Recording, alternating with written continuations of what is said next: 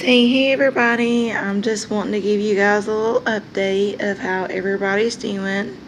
Queenie and Sweetie just got done having their evening salad, and then here's our newest little babies. I went to PetSmart and got Honey over here some of the Oxbow alfalfa hay because she's only about 6 to 7 weeks old, so she needs the alfalfa hay along with the Timothy hay, just to kind of give her some extra calcium, because it's very, very important that she get a good amount of calcium in her diet because she's so young.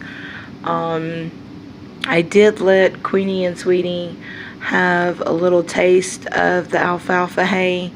They weren't like overly impressed by it by any means, but they did seem to get a little interested in it when they came over to the second cage and found it in the Snack Shack log, because there for a while their Snack Shack logs were their hay mangers, which I'm possibly going to actually switch back to using the Snack Shack logs for their hay as their hay mangers, because it did take up less space in the cage, so it did help.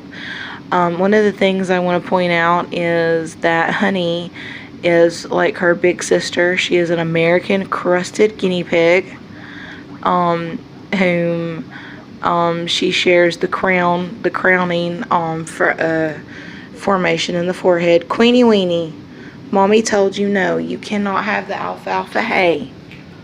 No, baby. Come on. Come on, baby. Come on. That's my girl.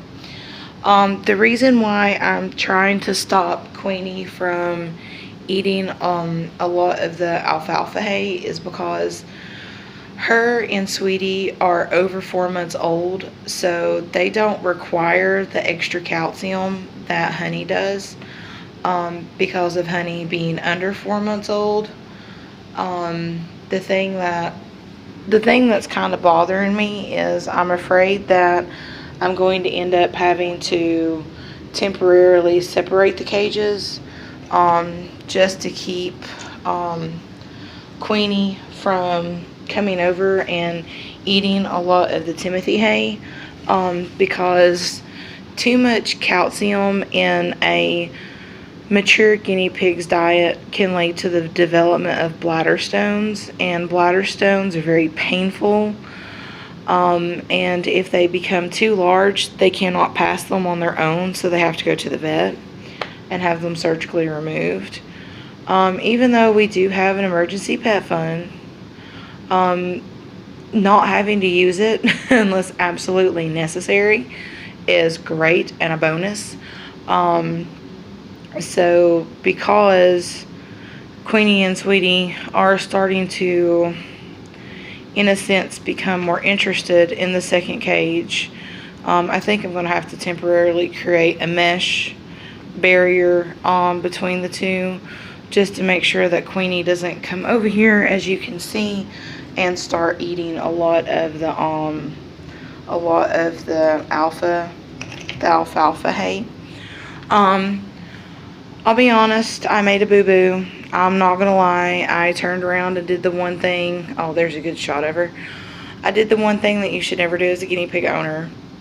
Instead of me waiting and getting another guinea pig, after we got a third cage, I went ahead and got one thinking that it would be okay, and I'm just gonna be honest. I made a boo-boo, and I should have waited and got a third cage and had the third cage set up just for the baby, but I also didn't realize that I was going to be adopting a guinea pig so young. So pretty much what we're going to end up doing is we are going to end up ordering a third Midwest guinea pig cage, and it's going to be set up for our oldest girls, just to give them their second cage back, even though it's going to be a brand new cage. It's going to be better for them in the long run.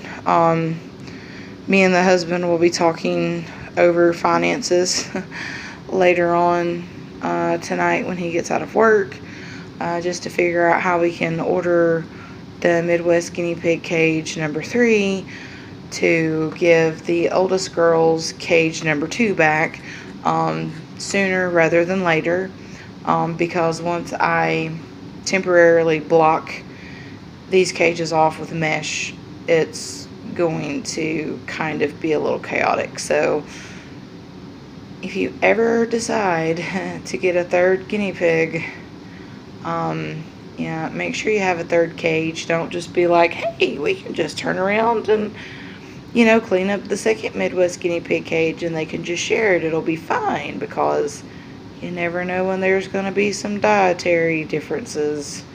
If it wasn't for Honey needing alfalfa hay along with the Timothy hay, I wouldn't care.